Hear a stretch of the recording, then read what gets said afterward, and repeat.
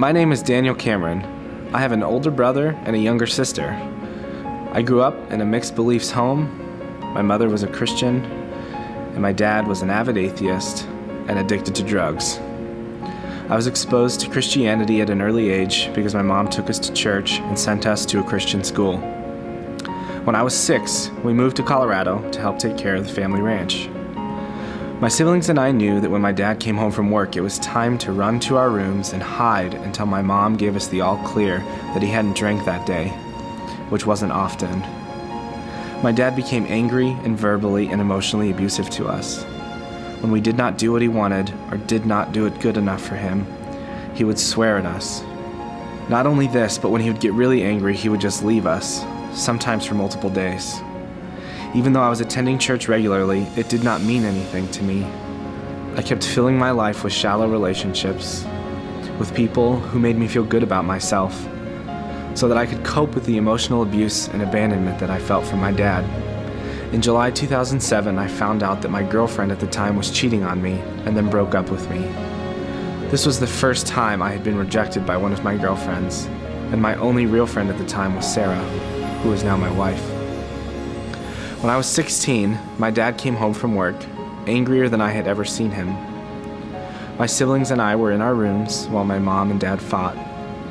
As he was leaving, he told us goodbye and said he just couldn't live with us anymore and wasn't sure if he would ever see us again.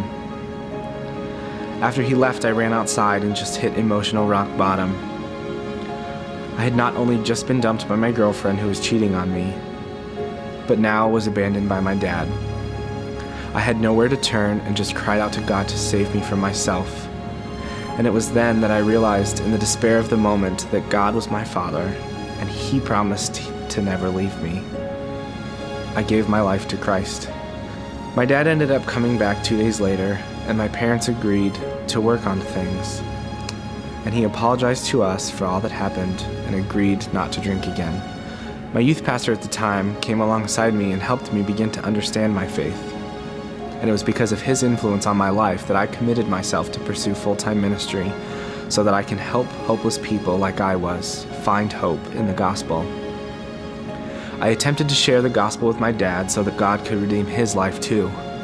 And it was always met with disagreement or a passive agreement just to get me off his back. In 2009, I left for school at MBI to study theology. Over Christmas break that year, I got engaged to Sarah, and we got married in July 2010.